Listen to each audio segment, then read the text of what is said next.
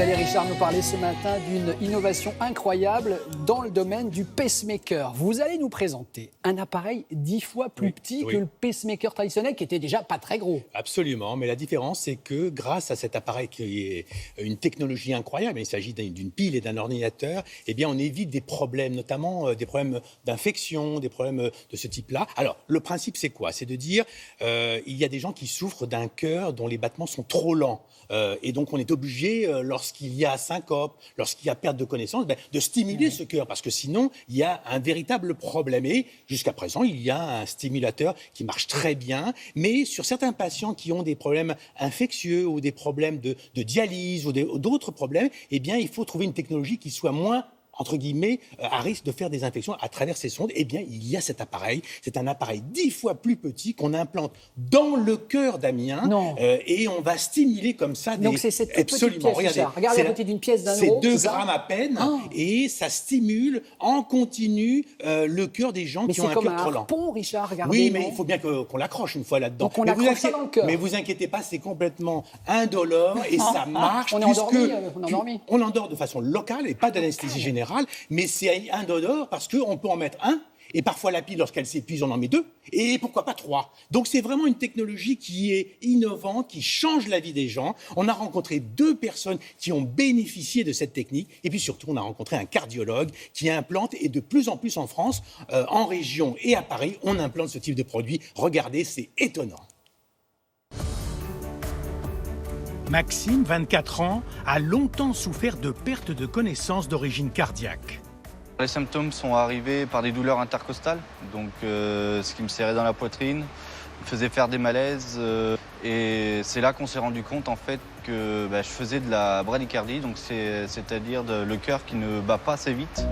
Pour rétablir un rythme cardiaque normal, entre 50 à 90 pulsations à la minute au repos, on a implanté dans son cœur ce petit appareil. Un micro-pacemaker plus petit que les anciens stimulateurs et alimenté par une pile d'une durée de vie d'environ 10 ans. Cet appareil va permettre, de comprendre que le cœur du patient est trop lent et donc va pouvoir générer des impulsions électriques qui vont donc initier des contractions mécaniques du cœur du patient. On sait bien que 90% des complications liées à un pacemaker traditionnel est soit en rapport avec les sondes, soit en rapport avec le fait d'avoir un boîtier sous-cutané. Fabriquer et être capable de fabriquer une capsule de 2 grammes sans sonde et sans boîtier sous-cutané, forcément est associé à une nette diminution du nombre de complications. Ce cardiologue veut vérifier le bon fonctionnement du pacemaker de Maxime. Quand vous descendez en dessous de 45 pulsations par minute, l'appareil prend la relève et on voit bien que là, vous n'utilisez absolument pas l'appareil, vous l'utilisez 2% du temps. 2% du temps, votre cœur est vraiment bas et l'appareil prend la relève. Cet examen, ça me rassure parce que pour voir que mon cœur va bien et que j'ai pas de problème autre. Situation identique pour Sylvie, 70 ans. Elle vit avec le même appareil depuis 4 mois. Rapidement, j'ai retrouvé tout ce qui était cognitif, absolument tout.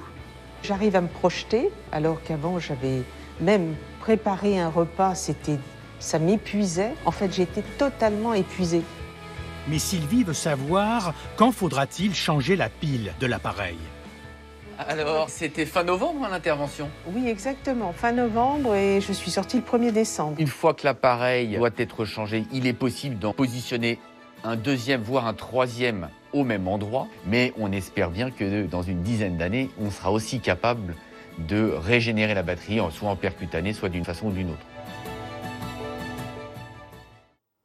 Moi, je suis toujours impressionné par ces prouesses technologiques. Oui. Est-ce que ce dispositif est réservé à certains types de malades cardiaques, Richard? Alors oui, effectivement, on essaye de permettre à des gens, par exemple, qui ont un risque infectieux, d'éviter justement le sur-risque infectieux. Des gens aussi, vous savez, des gens qui ont un cancer et qui sont obligés de porter un cathéter, un port à carte. Eh bien là, on va proposer ce type de solution. C'est pour éviter justement des problèmes d'infection qu'on a ce dispositif 10 fois plus petit.